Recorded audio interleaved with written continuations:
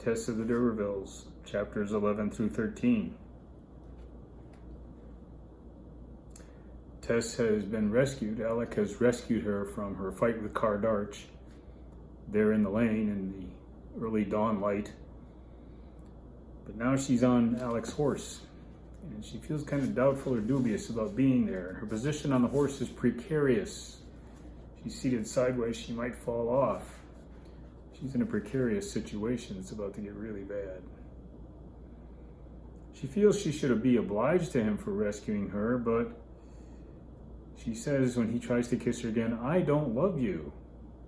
So for Tess, if she's gonna kiss somebody, she's got to love them. That's her standard. At times, she's angry with him. Well, she should be. They are riding along in the half light into the dark. He turns sideways. He encloses her waist with his arm. And he's trying to embrace her. And she gives him a shove. And he nearly lost his balance and almost falls off the horse. And she wants his pardon. But he won't take her pardon unless she shows some confidence in him. Well, he can't have confidence in this guy. And she says, "I'll leave tomorrow." This really gets him going because he says, "You know I love you, really. And I think you are the prettiest girl in the world, which you are. May I treat you as a lover?" Well, Tess isn't ready for that. She's a 15, 16-year-old girl. This isn't what she's here for. She's here to make money to support her family. He rides into an old forest, the Chase, one of the oldest forests in England, and we're reminded of that theme. The old ways are passing, the old customs, the places are dying out, disappearing. This forest will probably be cut up for lumber for buildings. He's trying to kiss her still. And then, after a while, says that, "Well, you know, I bought your family a horse, a new horse that they can have."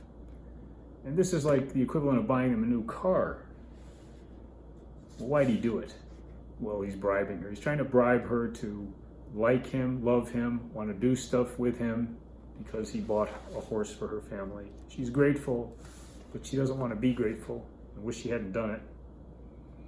He pulls a bottle out of his pocket, a druggist's bottle. He's got some kind of drug liquid in it. He puts it to her lips. He pours it down her throat. Is it a date rape drug? I'm not really sure. Apparently he's got his method down. This must be he must have done this to Car Darch too, and other girls. It's dark out there in the woods. It's very dark, and it's silent. And Hardy asks the question, where was Tess's guardian angel? Where are the boys who would help her, the sons of the forest? Well, the sons of the forest, who are the farm laborers, are sleeping.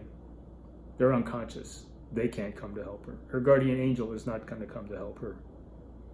And what Alec is doing, basically, is he's raping her.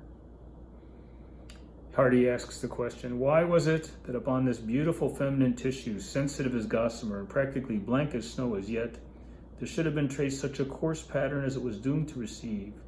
Why so often the coarse appropriates the finer thus? Many thousand years of analytical philosophy have failed to explain to our sense of order.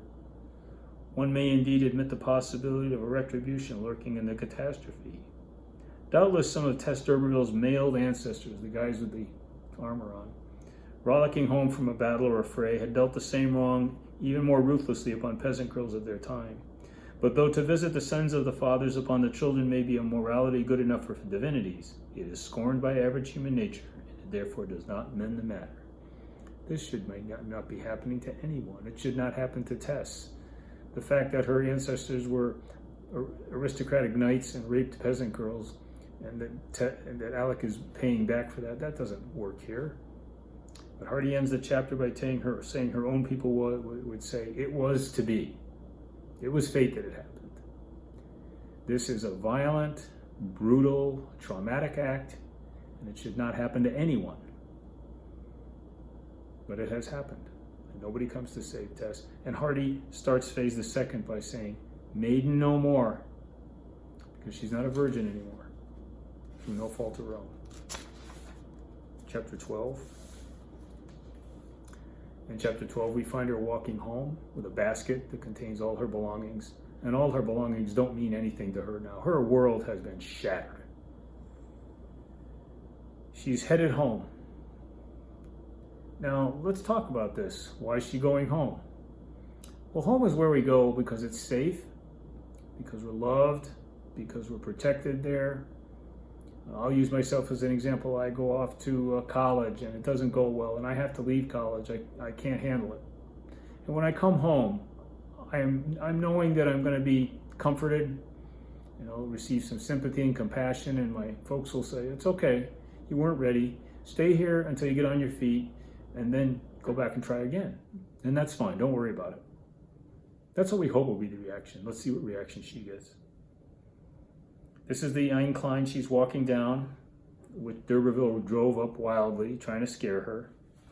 Hardy says this is the Garden of Eden. Even in the Garden of Eden, there was a serpent, Alex the serpent. Hardy says she's verily another girl than the one she had been at home. She sure is. This event has changed her life, turned her world upside down. And here he comes, criticizing her for sneaking away. Well, what did you expect? And she says she's not going to go back. And also says, I wish I had never been born. She's got a death wish. That's how traumatic this event has been to her. And blames herself. I should not so loathe and hate myself for my weaknesses I do now. We would say to Tess, this wasn't your fault. It's his fault. He did this to you. But when he just says, I didn't understand your meaning till it was too late, that's what every woman says. He's apparently assaulted some other women, doesn't really care about their feelings. She says, did it never strike your mind that what every woman says, some women may feel? He knows nothing and cares nothing about the feelings of his victims. He just wants what he wants. He offers to pay for any kind of damage. Who do you pay to have sex with? That's what she looks like in his eyes. But she's not going to take anything from him, and she's not going to be his creature. Good for you, Tess. He drops her off outside her town. He says, I suppose I'm a bad fellow. Yes, you are a bad fellow. You're the worst kind of fellow there is. I won't be bad toward you again. Well, we'll see if he keeps that promise. She doesn't want to be driven farther, and she walks into town. She's hoping to get into her small town of Marlotte unseen, but somebody says to her, I thought you had married this man. I thought you had gone away to be married. And so she does not slip into town unnoticed. He kisses her, and he says, and she accepts it passively, you'll never love me, I fear, and she won't. She walks into town. Tess, will you come back to me? It's a goofy question. He's so stupid. He thinks this person that he's assaulted is going to want to be around him. But she doesn't look after him. And now, the next person she encounters is the last person she wants to encounter. I'll use myself as an example. Let's say I'm the quarterback of a football team and I play a horrible game. I throw 5 interceptions and we just get beaten badly. And as I'm coming off the field, I hear somebody yell, boy, you're really lousy. Well, here comes a man with a pot of red paint and a brush, and his thing is to walk across the countryside painting Bible verses or sayings on walls. He says he works for the glory of man, on Sunday for the glory of God. And he paints on the wall, thy damnation slumbereth not, which is to say, your evil does not sleep. Well, this is the last thing Tess needs to hear with her hyperconscience. The words enter Tess with an accusatory horror. And she tries to question him, well, suppose it wasn't your fault, but he doesn't want to split hairs. Everything's black and white. It's either your fault or it isn't. If it's your fault, it's your fault. And he paints the next one. She hates his Bible sayings. They're horrible, crushing, killing. And he says, oh, I got to paint another one over there. And this one was, thou shalt not commit. Well, we can fill in the blank. Thou shalt not commit adultery. That's great. Just what she needs to hear. Turns out that this guy is a disciple of a parson we're going to meet later in the book, a Mr. Clare of Emminster, who's inspired him to go across the country doing this. Okay. And now she tries to slip into town, and her mother encounters her. Have you come home to be married? Last thing Tess wants to hear. Or for a holiday. And she announces, he's not my cousin, and he's not going to marry me. And her mother is shocked. And she tries to explain that anybody would have married him, but I'm not going to marry him. And her mother basically says, how could you do this?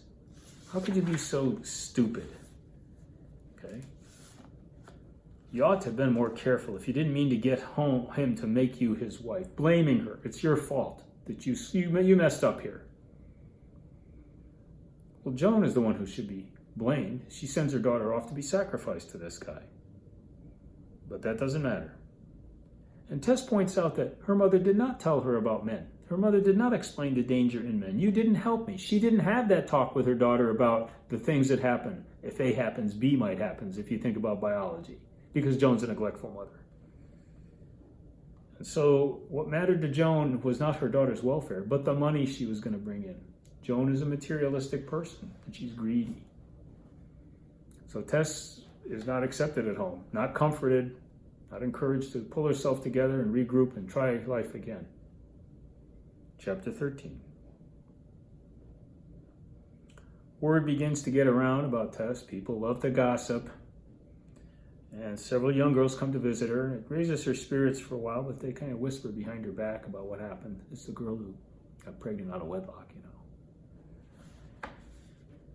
They leave, and the cold reason comes back to mock her. Because after all, she believes that it is her fault that this happened, and therefore she is to blame. She saw before her a long and stony highway, which she had to tread without aid and with little sympathy. Her depression was then terrible, and she could have hidden herself in a tomb. There's the death wish again. But she's not going to die. In a few weeks, she revives and decides on a Sunday to go to church. So she puts on her best dress. She goes to church. She sits in the back so nobody will notice her, but people see her when they turn around, and when they see her, they start to whisper to one another.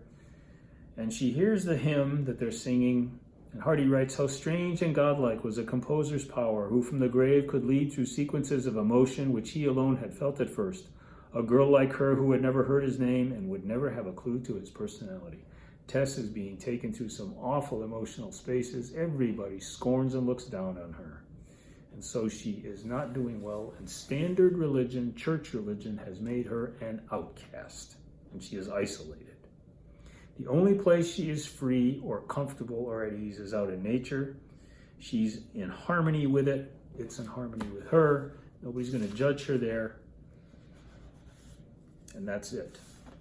When it rains on a wet day, it expresses her irremediable, can't be remedied grief.